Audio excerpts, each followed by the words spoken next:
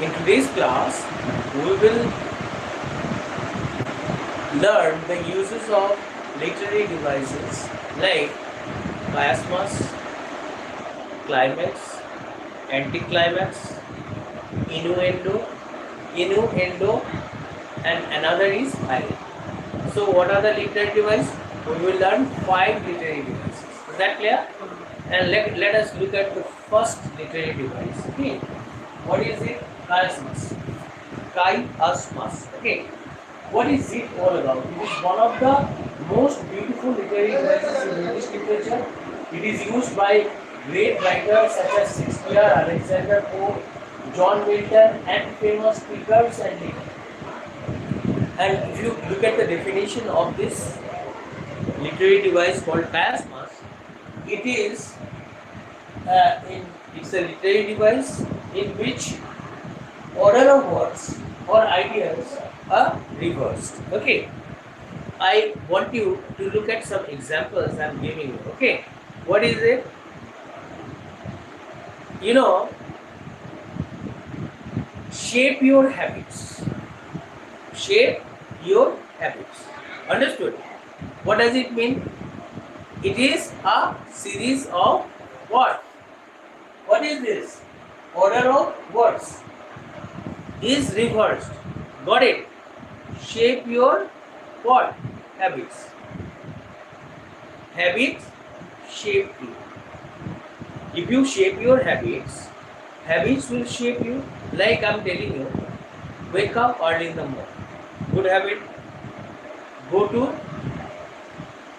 playground. Play for an hour. For example, some play football, some play cricket. If you play football in the morning, you can take it as a physical exercise. Understood? So, if you play in the field, you are what? Taking care of your health. Understood? You are what? You are playing football. What does it mean? Is not it a physical exercise? Will it not do you good? So, it is a physical exercise that you are doing in the morning, and it will keep you fit. And if you are physically fit, you are mentally alert, right? Physical fitness and mental alertness are very important for a person. Understood? Because a strong mind stays in a strong body. Is that clear? So, if we shape our habits shape us. Understood? If you shape your habits, if you form good habits, or if you shape good habits will make you into a good man. Is that clear? Got it? Another example you give. I saw, I forgot my umbrella. I came, I saw. These two statements are good, but you know, they are not actually, you know, it seems as if it sounds like anticlimax. I am doing chiasmus. You are doing chiasmus, not anticlimax. Look at the examples of chiasmus. Is that clear what I am saying? Try to understand what is chiasmus. In chiasmus, what do you get? A serious, huh? Live to learn, learn to live. Live to learn. Service to what? Learn to service. Service to learn. Live to it. Live to it. Eat to live. What is the difference? Two different ideas. Yes. Okay, what is this? There are some people who live to eat. Those who live to eat can be called animals. Animals live to eat. But if there are people who are good, those who are educated, the wise men, they eat to live. Because eating is a part of living. Understood? To them, eating is a part of your living. But living is a part of your eating. Eating is a part of your living. To those that are animals. Understood? Animals actually see eating as a part of their living. Is that clear? Have I been able to make you understand? So chiasmus is very clear to you. Can you give another example of chiasmus? You love your family. Your family loves you. Uh, yes. Your family, you love your family. And what? Another? Your family loves you. If you love your family loves you. It's good. But now I want to give a very, as I'm a teacher, I want to give a good example and it will help you. Teach with love. Teach with love. Those who are good teachers, they teach with love. And the reverse, the ideas, if the ideas is reversed, what will I get? Teach. What? Love what you teach. Love what you teach. Unless and until you love what you teach, the students will also what? Not love. Students will not love to learn what you teach. Students will not learn to love what you teach unless you love what you teach. Is that clear? So you need to know how to love what you teach before you make your students love what they learn from you. Is that clear? Got it? So chiasmus is very important. Okay, let us look at the use of anticlimax. What is anticlimax? Anticlimax is a literary device, and anticlimax is used in poetry, poems, words and all, and also it is used by stories, and it is often used in poetry. I told you, speeches and all, and jokes also. Why? Why is anticlimax is always used in jokes? Because sometimes you are saying lot of things, similar things.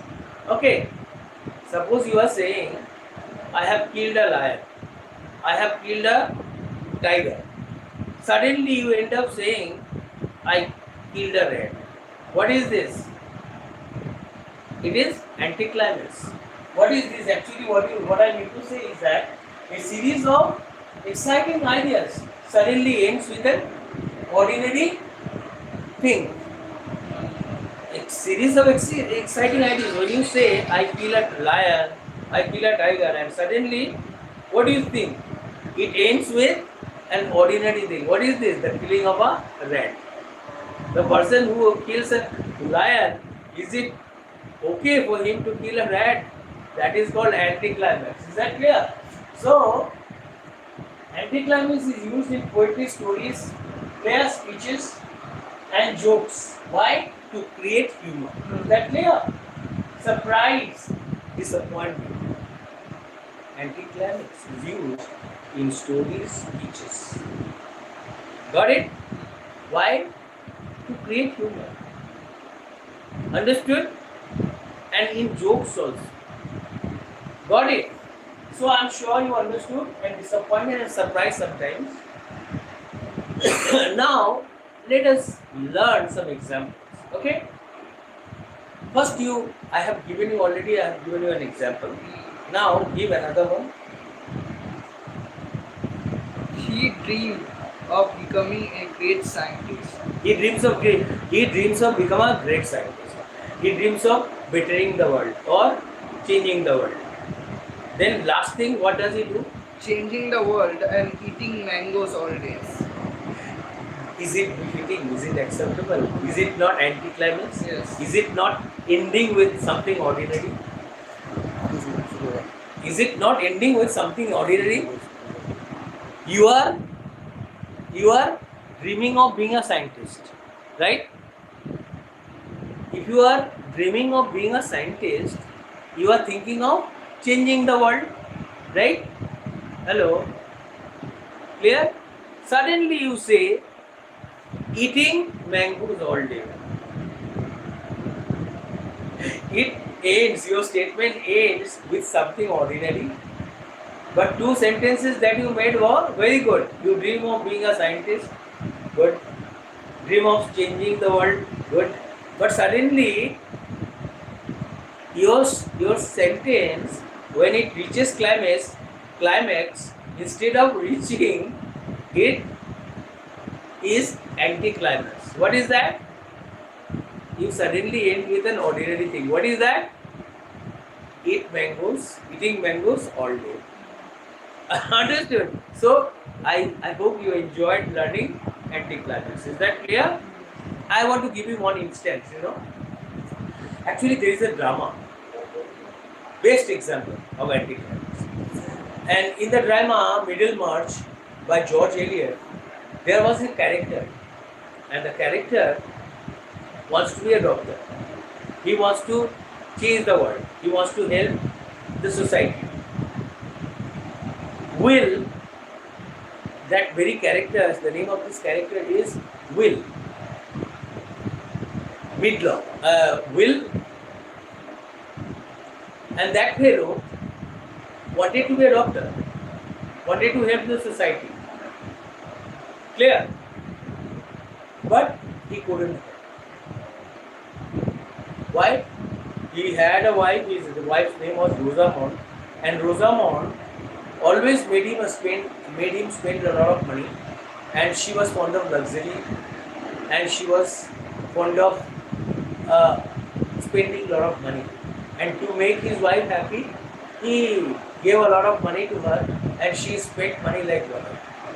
And that was the reason why that man couldn't do anything in life. Understood? This is how actually our wives sometimes actually do us harm. Understood? They prevent us from achieving our goal. So, this is why we should always look for good life partners who will understand us and who will also help us in the development, in the success of your life. Understood? Who will contribute to the development and success of life. Understood? Of future. Now, let us come to irony. Irony is also a similar thing. What is irony? Irony is when you expect one thing. Irony is when you expect one thing, but the opposite happens. Irony is when you expect one thing. Your expectation is one thing.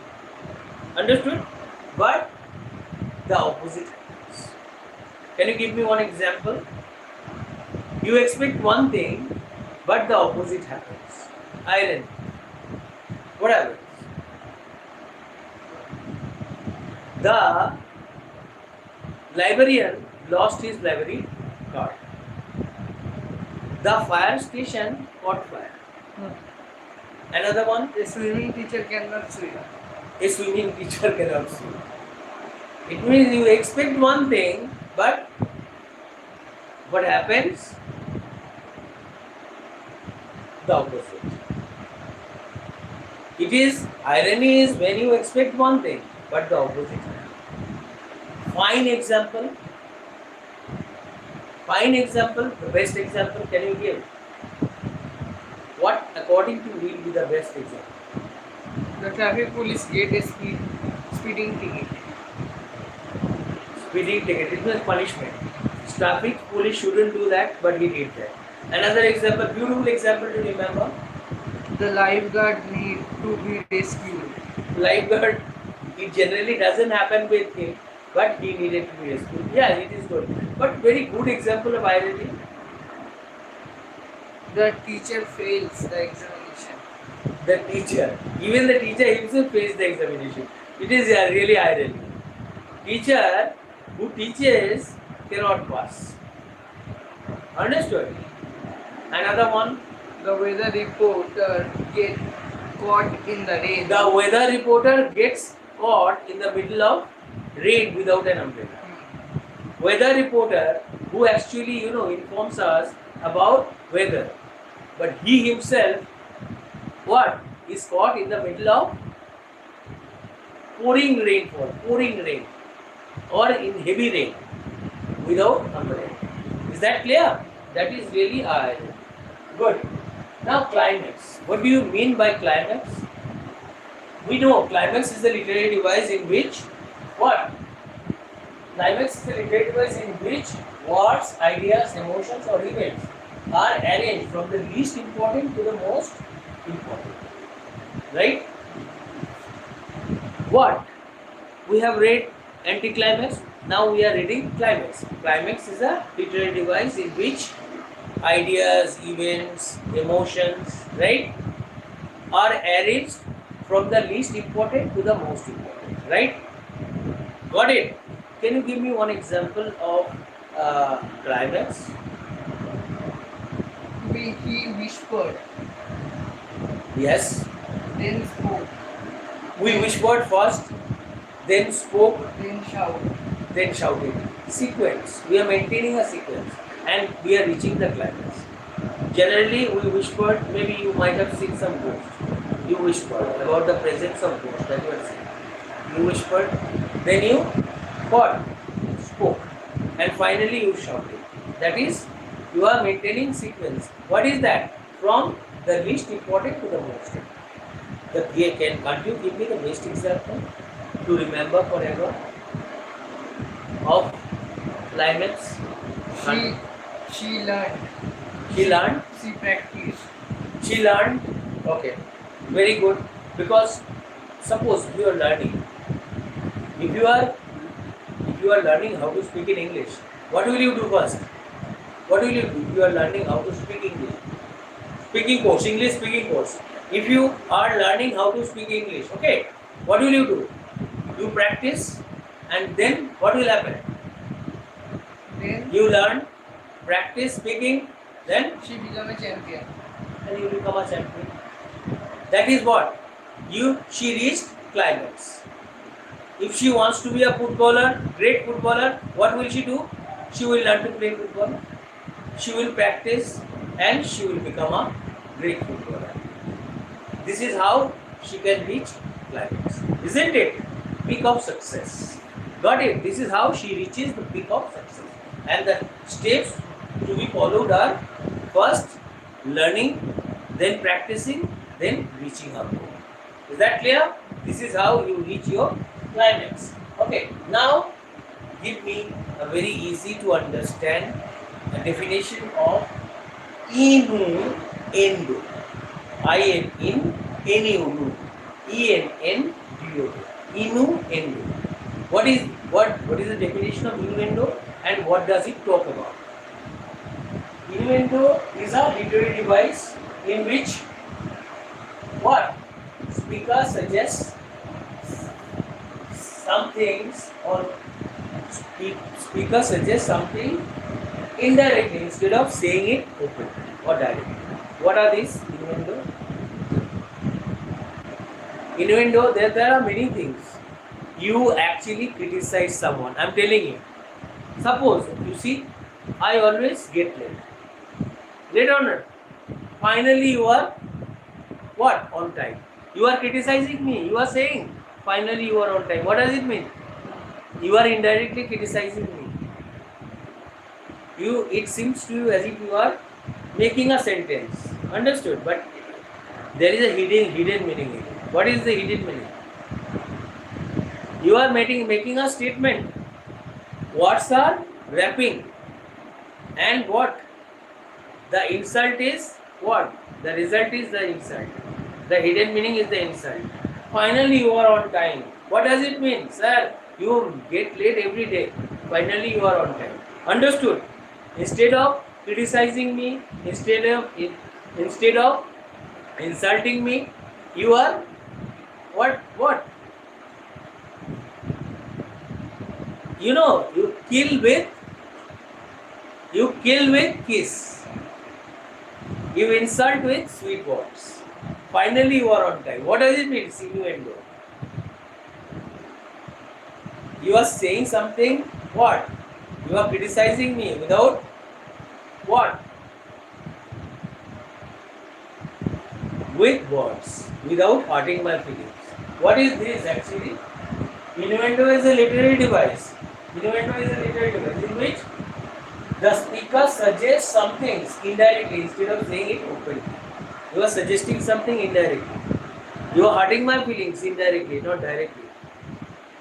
Is that clear? Hey, can't you give some more examples of innuendo? What are these? Give at least two examples. You finally decide to study. You finally decide to study. What does it mean? Suppose there are many children who do not read at all. In spite of being requested, they do not touch their books. Understood? Finally, out of the blue, they decided to read. Suppose you are not reading your textbook or doing anything. Okay, your dad is surprised to see you reading. Then he can say things like that. It may be a criticism to others. Finally, you decided to read. What does it mean? You have made the final decision to do what you should have done earlier. Is that clear? I am criticizing him at the same time I am praising him. It means I am killing two birds with one stone. With this, I come to the end of this class. If you think the class on the uses of the literary devices helped you or made you know how to use the literary device very well, or if you have learned well, please don't think twice before giving me at least one like. Hi.